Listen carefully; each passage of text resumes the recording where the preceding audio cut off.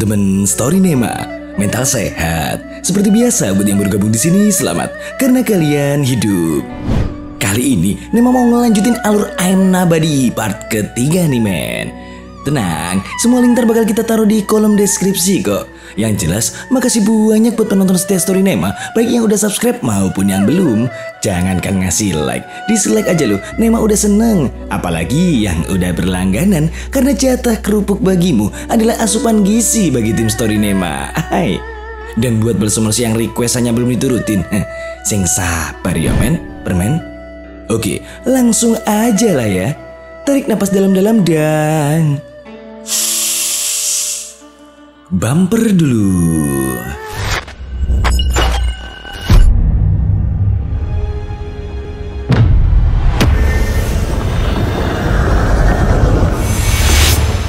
原来害死你爷爷的凶手竟然一直在自己的身边，想不到吧？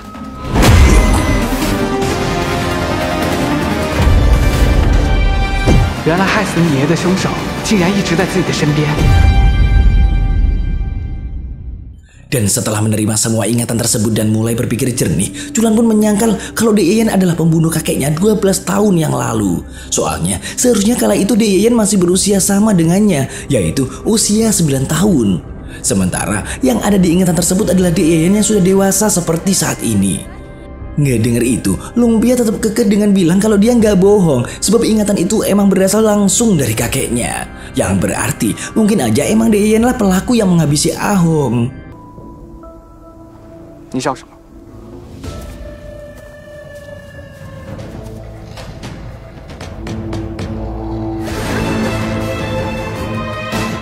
Setelah Culan mengetahui kalau Deyeyen Amak yang lah yang menghabisi nyawa kakeknya, dia pun segera lari ke arena pertandingan buat nyariin Deyeyen men. Namun ternyata Deyeyen udah nggak ada di sana, soalnya pertandingan ngelawan Ergo udah kelar. Setelah mencari dan gak nemuin Deyeyen di mana-mana, Culan langsung pergi menemui Qiang yang saat itu juga memanggilnya karena pengen ngobrolin tentang klan Swan King. Tapi pas Qiang mau nanya, tiba-tiba kejadian yang sangat tak terduga pun terjadi.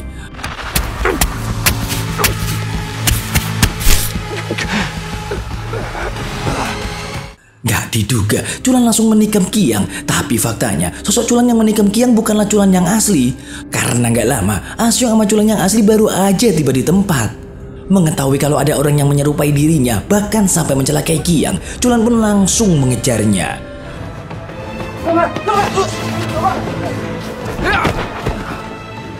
Dan setelah tertangkap, ternyata orang yang menyerupai dirinya adalah anggota klan Swan King yang dijuluki sebagai si racun lukisan. Oke, urusan sama klan Swan King udah kelar nih. Tanpa merhatiin keadaan Qiang yang lagi dirawat, Culan langsung mengonfirmasi ke Deyeyen tentang kilasan ingatan yang dia peroleh dari Lumpia tentang kakeknya. Dan tanpa basa-basi lagi, Culan bertanya apakah benar Deyeyen lah orang yang telah merenggut nyawa kakeknya 12 tahun lalu. Gak disangka men, Deyeyen langsung ngejawab, kalau emang dialah yang telah ngambil nyawa kakek Culan.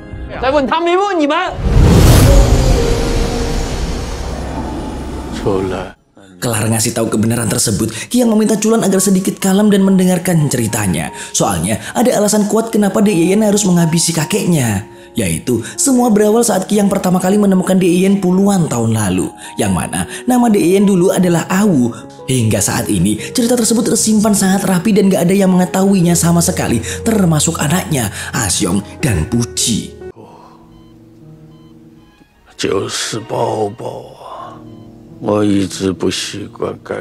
Jadi gini, biar makin jelas, kita flashback bentar ke puluhan tahun yang lalu saat Deyeyen pertama kali ditemukan. Saat itu, Deyeyen lagi berjalan sendirian di tengah hutan dengan pakaian mewahnya. Sampai kemudian, dia ketemu sama 2 orang petani setempat. Dan ngelihat Deyeyen yang kayak linglung dan tak berdaya, mereka malah menjadikan hal itu kesempatan dan hampir memperkaosnya. Disinilah untuk pertama kalinya Qiang kecil dan keluarganya berjumpa dengan Deyeyen. 好得饶不得！哎呀，你啥子名字啊？ Setelah menyelamatkan Deyeyen, ayah dan ibu Qiang pun memutuskan untuk membawa Deyeyen ke rumah dan tinggal bersama.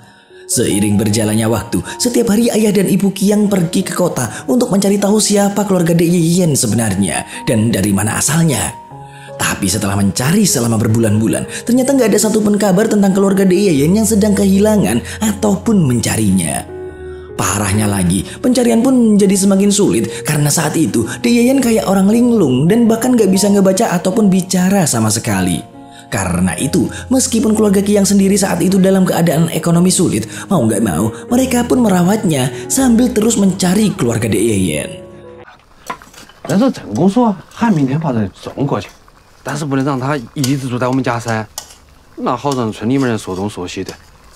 那是办公办案的地方。哎，你就不要管了，我明天就把他送到郑公所去。 Beberapa tahun pun telah berlalu semenjak kejadian itu. Hingga saat ini, orang tua Kiang belum berhasil mencari keluarga Dek Yayan dan gak bisa mendapatkan petunjuk sedikit pun. Karena harapan udah sangat tipis, orang tua Kiang pun terus merawatnya hingga bertahun-tahun lamanya dan juga mengajari Dek Yayan agar bisa menulis dan membaca. Secara mengejutkan, saat itu Dek Yayan tiba-tiba menuliskan sebuah nama di pasir yang katanya nama itu selalu ada di dalam benaknya. Ternyata nama yang ditulis itu adalah nama yang diberikan oleh keluarganya dulu, yaitu Feng Yayan. 我脑壳里面只记得到这个，我好像叫这个。高了，开始改走太笨了。他曾经一度放弃。 Mengetahui Dek Yayan yang ternyata bisa menulis, berbicara, dan bahkan mengingat namanya, orang tua Kiang pun memintanya untuk mengingat-ingat kembali apa yang sebenarnya terjadi dan dari mana asalnya. Tapi pas Dek Yayan nyoba buat nginget-inget masa lalunya, tiba-tiba kepalanya pun terasa amat pusing sampai-sampai membuatnya pingsan, men.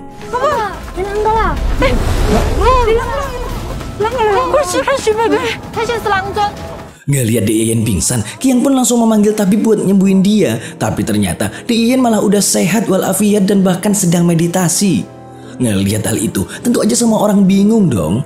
Tapi kemudian sang tabib bilang kalau Dek Yayan adalah manusia asing yang saat ini sedang melatih energinya. Sang tabib mengetahui hal itu karena dia dulu juga pernah mempunyai guru manusia asing dan pernah meminta untuk 五行朝天，早些年我都想找个师傅来练气。 Mengetahui kalau Dek Yayan bukanlah manusia biasa kayak Afgan, Kiang pun diam-diam minta ajarin Dek Yayan buat ngelatih energi. Karena faktanya Kiang sendiri emang punya bakat sebagai manusia asing di antara semua keluarganya.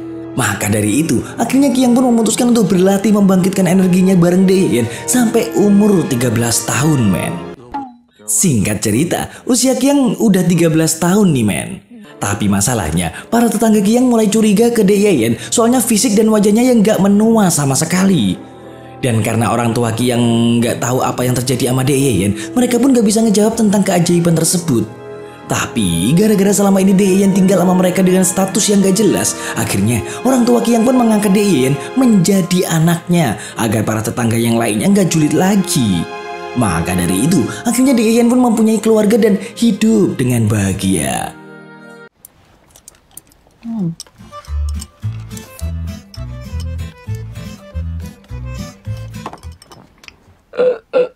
Tapi baru aja punya keluarga, suatu hari kejadian yang sangat mengerikan pun harus terjadi kepada keluarga Kiang, men. Yang mana di hari itu ada beberapa begundal yang mengacak-acak kampung dan naasnya sang ayah harus kehilangan nyawa di tangan para begundal itu. Atas meninggalnya ayah angkat Dek Yayan, ibu angkatnya pun jadi sangat murka. Oleh sebab itu, kemudian ibu angkat Dek Yayan tanpa sengaja memintanya untuk membalaskan dendam atas kematian suaminya dengan cara ngehabisin semua begundal tersebut.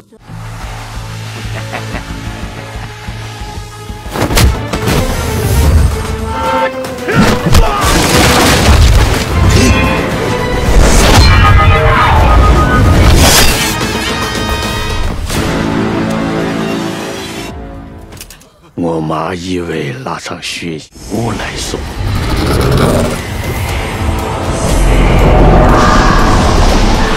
Tapi beberapa hari setelah kejadian itu, Ibu Kiang ngebawa Dek Yayan ke sebuah gubuk yang ada di dalam hutan, men. Ibu Kiang ngelakuin hal itu untuk nyembunyiin Dek Yayan, soalnya beliau khawatir orang-orang bakal ngeburu Dek Yayan setelah mengetahui kalau punya kekuatan super.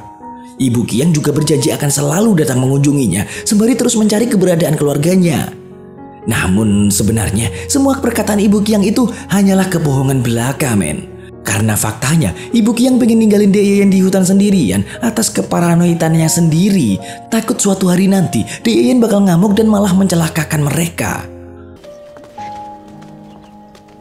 们走了。都不在乎，哪里会在乎你爹呀？走。 Berpuluh-puluh tahun pun berlalu, Qiang yang udah dewasa pun kembali ke dalam hutan untuk nyariin De Yeyen. Tapi setelah bolak-balik ke dalam hutan, Qiang gak bisa nemuin De Yeyen sama sekali, men. Meskipun begitu, Qiang gak pernah nyerah dan terus mencari De Yeyen selama bertahun-tahun. 这只狗狗陪着你。相公，照理说。 Hingga suatu hari, akhirnya Qiang bekerja di perusahaan paket ekspres. Dan tentu aja, Qiang menggunakan kesempatan itu untuk mencari De Yeyen lebih jauh lagi. Karena menurut Qiang, dengan menjadi kurir, maka dia akan menjelajahi banyak tempat dan bisa terus melanjutkan pencariannya. Dengan bermodalkan foto usang keluarga mereka, Qiang pun terus mencari De Yeyen ke berbagai tempat, men. 之后，我都会走街串巷。阿武见过这个女孩吗？没有。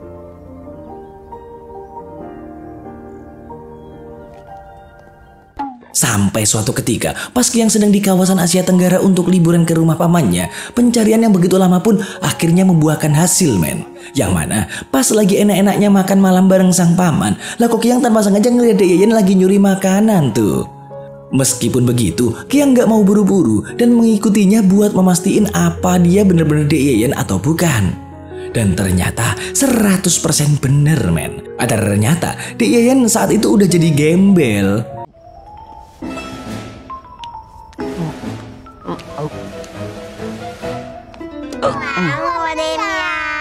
Setelah memastikan itu adalah De Yeyen, Qiang pun memutuskan untuk menjemput De Yeyen di kawasan itu beberapa hari kemudian. Tapi sayangnya, dia gak menemukan keberadaan De Yeyen. Maka dari itu, Qiang pun mencari info dari beberapa warga, yang mana ternyata De Yeyen sedang ditahan oleh sekelompok orang yang berniat ngejual sebagai wanita hiburan di suatu tempat. Karena gak mau kehilangan De Yeyen sekali lagi, Qiang pun meminta bantuan pamannya untuk berpura-pura menjadi pria hidung belang yang akan membeli De Yeyen. Dan akhirnya usaha Qiang membuahkan hasil karena De Yeyen bisa dibawa kembali, men. Abu.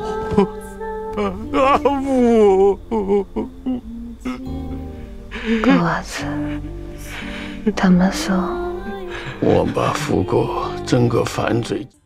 Oke, balik lagi ke masa kini. Setelah ngedengar cerita tentang De Yeyen, Culan pun kembali bertanya tentang apa hubungannya cerita masa lalu De Yeyen dengan pembunuhan kakeknya. Atas dasar itulah, Qiang pun ngasih tahu kalau De Yeyen adalah wanita polos yang gak mungkin tega menghabisi nyawa orang tanpa alasan. 是为了你们好，进入公司以后，经历过那场骚乱的人，这就是我们徐家山的。 Nah, kita balik lagi ke masa peperangan Jiangxi untuk mengetahui kebenarannya. Pada tahun itu, De Yeyen udah join perusahaan paket ekspres, men. Qiang yang ngedengar kabar ada peperangan para veteran manusia asing, dia pun langsung ngajak De Yeyen karena untuk memastikan.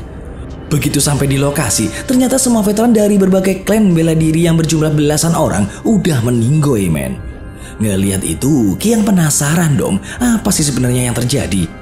Makanya, Qiang pun masuk lebih dalam ke hutan untuk mencari tahu. Dan disinilah akhirnya mereka mengetahui kalau semua ahli bela diri yang meninggoy tadi ternyata sedang mengejar kakek Culan yang hingga saat ini masih bertahan.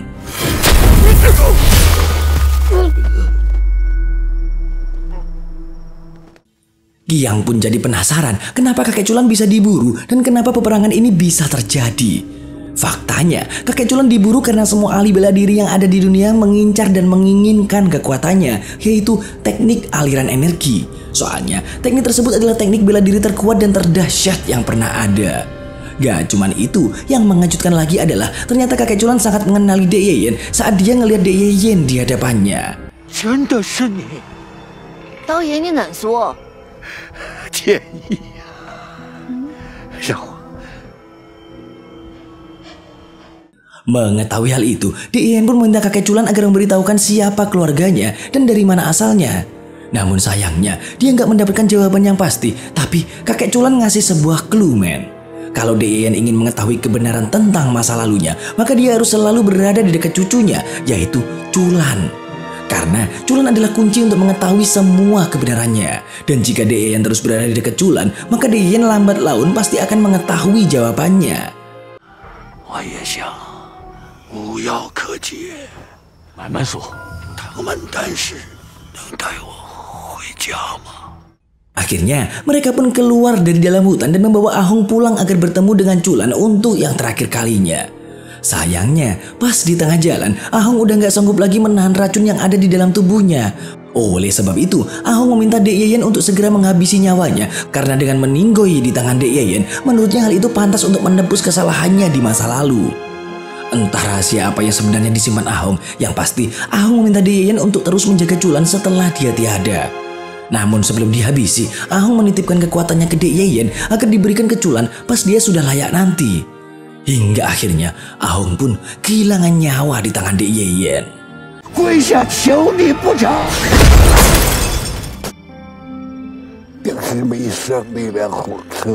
Mengetahui kebenaran itu, Culan pun akhirnya tahu kalau ternyata selama ini Dek Yeyen telah menjaganya semenjak kakeknya tiada. Setelah mengetahui semuanya, kini giliran Qiang yang meminta tolong ke Culan agar membantu Dek Yeyen supaya bisa mengingat masa lalunya dan mengetahui di mana keluarganya. Dan setelah lega memberitahukan semua kebenaran tersebut, akhirnya Qiang pun tutup usia, men.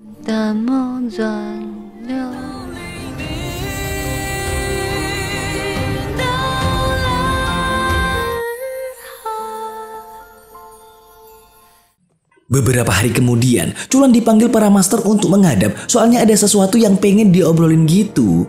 Ternyata hari itu Master Agung, Master Jinsong, dan Master Lujin pengen ngasih tahu Culan tentang rahasia kenapa kakeknya memutuskan untuk bersembunyi di dunia luar dan memakai nama samaran. Faktanya, dulu kakek Culan juga salah satu master yang sangat dihormati di Gunung Longhu sebagai klan Tianxi. Namun suatu hari, ternyata kakek Culan telah berkhianat dari klan Tianxi dan masuk ke dalam klan Swan King yang selama ini diketahui dipimpin oleh sesosok iblis. Entah apa alasannya, ternyata saat itu gak cuma kakek Culan aja yang berkhianat di dunia manusia Superman. Yang mana sebenarnya ada 36 ahli bela diri dari berbagai klan masuk ke dalam klan Swan King dan membuat sumpah janji saudara. Oleh sebab itu, ke-36 orang ini dijuluki sebagai 36 pencuri. 被人称作36贼，郑子布，还有梁山大喜封天阳，各名门正派。 Setelah mengetahui kalau banyak sekali ahli bela diri yang kini bergabung dengan iblis, semua klan manusia asing pun mulai memburu 36 pencuri untuk dibinasakan, tak terkecuali kakek Culan. Namun saat klan Tianxi mengutus 2 orang dari Gunung Longhu untuk mencari Ahong, yang mana salah satu utusan tersebut adalah Master Jinsong, ternyata mereka nggak berhasil nemuin dia. Dan apesnya, pas di perjalanan, Master Jinsong malah ditangkap oleh ahli bela diri dari klan lain karena mengira kalau mereka telah menyembunyikan kakek Culan. Akibat dari misi tersebut, Master Jinsong harus mengalami nasib yang sangat mengenaskan, di mana tangan dan kakinya harus dikorbankan hingga membuatnya nggak bisa lagi menggunakan teknik bela diri apapun, men. 陈师爷，原来你是因为我爷爷。师爷，不管结果如何，天师府就是你的家。出兰呢？ Setelah mengetahui semua rahasia kakeknya dan juga sedikit tentang Dek Yeyen, pertandingan babak 16 besar untuk merebut gelar Master Tianxi pun kembali digelar. Ternyata partai pembuka pada babak ini adalah Culan yang akan menghadapi seorang ahli bela diri dengan teknik racun yang bernama Wenlong. Faktanya, pertarungan kali ini bukan sekedar merebutkan gelar Master Tianxi, melainkan misi balas dendam untuk Wenlong. Karena dulu kakek Culan menghabisi pamannya di pertempuran Jiangxi. Maka dari itu, nyawa Culan bisa hilang dalam pertarungan ini. Namun, Culan yang sejak awal selalu bermain curang, kini akhirnya memperlihatkan teknik Leiva yang sangat overpowered di hadapan semua orang.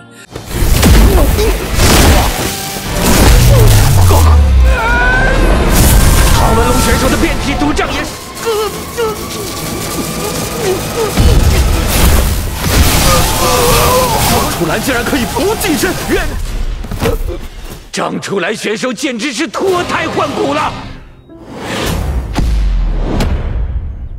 Setelah kemenangan tersebut, malamnya semua kontestan pun berkumpul untuk piknik dan pesta kecil-kecilan.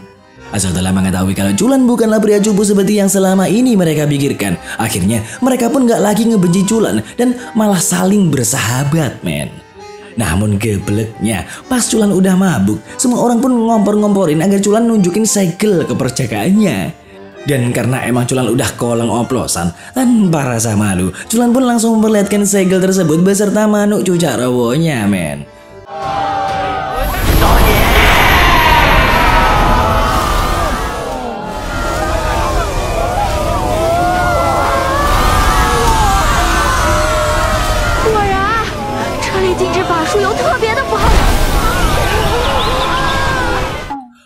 Besoknya, karena malu telah memperlihatkan manuk cucak rowonya, Culan pun datang melihat pertandingan Deyen dengan menggunakan masker, men. Hari itu, Deyen harus bertanding lawan Kiao Kiao, pengguna teknik angin yang terkenal hebat. Dan bener aja, sejak pertandingan dimulai, ternyata Kiao Kiao bisa membuat Deyen harus jatuh bangun melawannya. Dan karena Deyen nggak pengen lari terus dari serangan, dia pun nyoba nyerang balik dengan teknik yang pernah diajarkan oleh Puji. Tapi ternyata teknik itu cuma bisa ngelempar kaleng, men.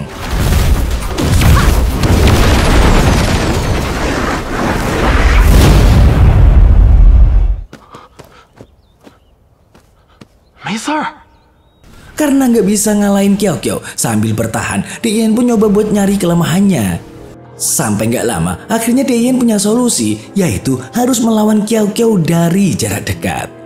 Dan bener aja, men, pas dipraktekin, akhirnya Deyen berhasil ngeblokir serangannya. Walau naasnya, serangan yang diblokir itu malah ngebuat jiwa Kiao Kiao harus keluar dari tubuhnya.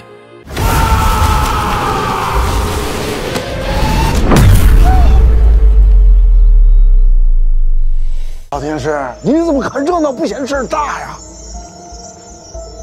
Ngelihat serpian jiwa Kiao Kiao keluar dari tubuhnya, Deyen pun nyedot jiwa-jiwa itu biar nggak menghilang dari arena. Gak cuman itu, Xing sama Wang Ye juga turun ke arena untuk membantu Deyen agar jiwa Kiao Kiao bisa kembali ke tubuhnya. Dengan menggunakan teknik dinding formasi, Xing mencoba untuk nahan Deyen biar nggak keluar dari arena. Sementara Wang Ye menggunakan tekniknya untuk mengumpulkan jiwa-jiwa yang disedot oleh Deyen dan mengembalikannya ke Kiao Kiao.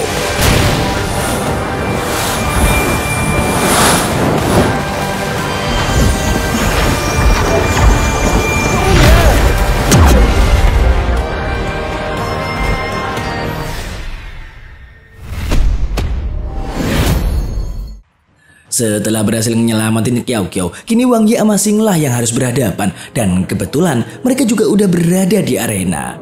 Dengan sedikit ngeremehin Wang Ye, Xing yang dasarnya pengguna teknik sihir langsung menyerang Wang Ye dengan sangat brutal hingga membuat Wang Ye sangat kerepotan.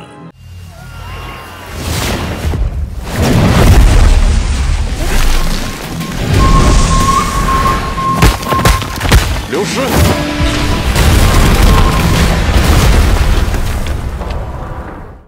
Ngelihat kekuatan Xing, akhirnya Wang Ye mulai serius melawan Xing dengan menggunakan teknik yang sama, yaitu teknik Simen yang dari tadi dipakai Xing. Ngelihat itu, Xing pun kaget karena nggak nyangka Wang Ye juga nguasain jurus 8 diagram miliknya. Oleh sebab itu, dia pun jadi kewalahan karena ternyata Wang Ye jauh lebih kuat darinya, men. Dan bahkan serangan Xing sampai nggak bisa nyentuh Wang Ye, hingga akhirnya Wang Ye pun berhasil masuk ke babak selanjutnya.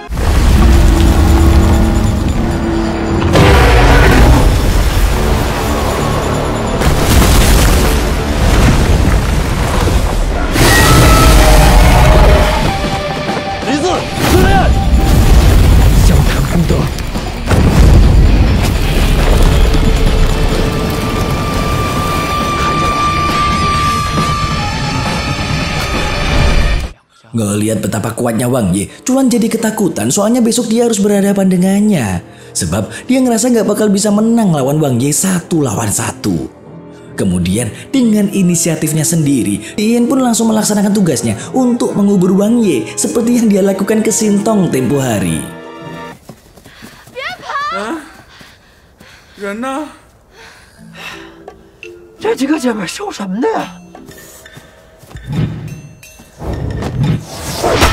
Setelah berhasil menangkap Wang Ye, Deyen pun langsung menyiapkan lubang untuknya biar urusan cepat kelar dan Culan bisa menang.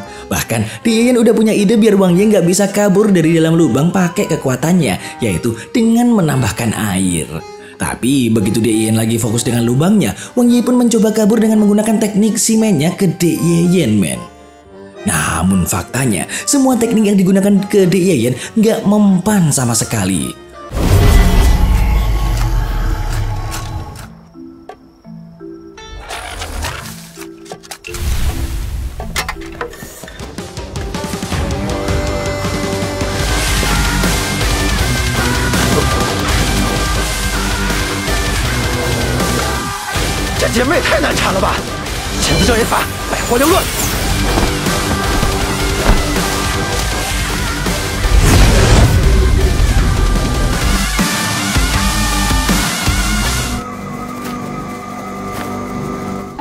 Besoknya di arena, Culan pun anteng ayem karena Deyen telah melaksanakan tugasnya.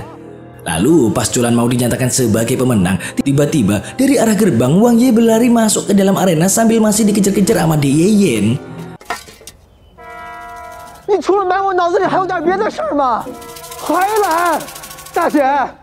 Setelah gagal berbuat curang, Wang Ye yang saat itu sangat kelaparan karena dikejar-kejar Deyen dari malam sampai pagi, akhirnya meminta izin wasit untuk membiarkannya makan sebentar.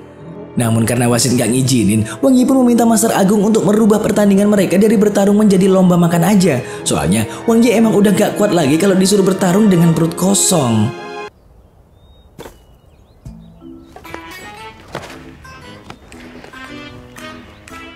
Ternyata bukan tanpa alasan Wang Ye meminta pertandingannya diubah menjadi lomba makan, men. Sebab Wang Ye sengaja nggak pengen bertanding ngelawan Culan, soalnya dia cuma pengen ngobrol empat mata untuk memberi peringatan.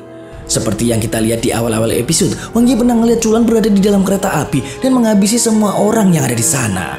Dan di saat itu, Culan yang kelihatan sangat putus asa meminta Wang Ye untuk memberitahu Culan yang saat ini agar gak mencari-cari kebenaran tentang kakeknya dan Deyen lebih jauh lagi. Karena kalau enggak, maka masa depan gak akan bisa dirubah dan pembantaian itu pasti akan tetap terjadi.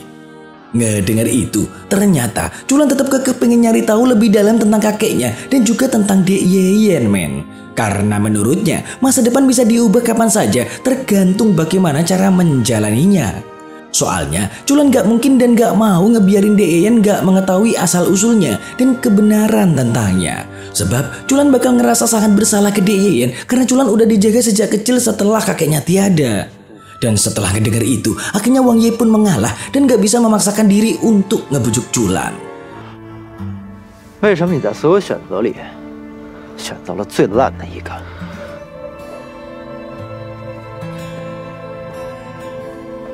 我是来给你选择的，不能替你选。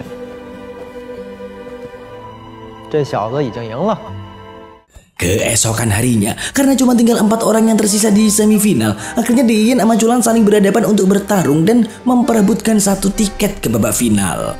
Ngelihat itu, semua penonton dan para Master Agung pun gak sabar pengen ngelihat pertarungan seperti apa yang akan disajikan Deyen sama Culan, men. Tapi pas bel dibunyikan, ternyata pertarungan mereka malah ngebuat semua orang kesel tuh.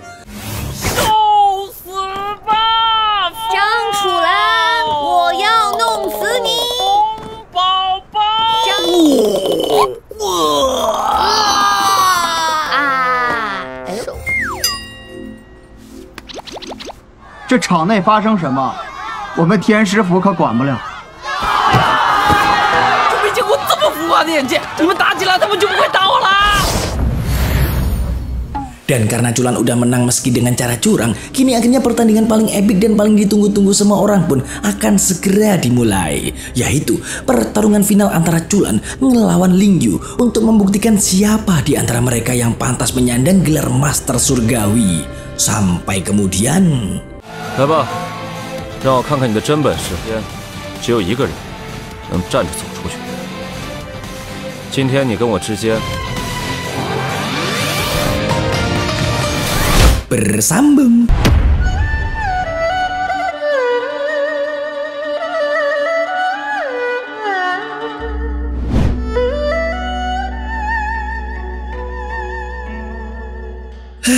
Mau gelut aja kok nunggu bersambung.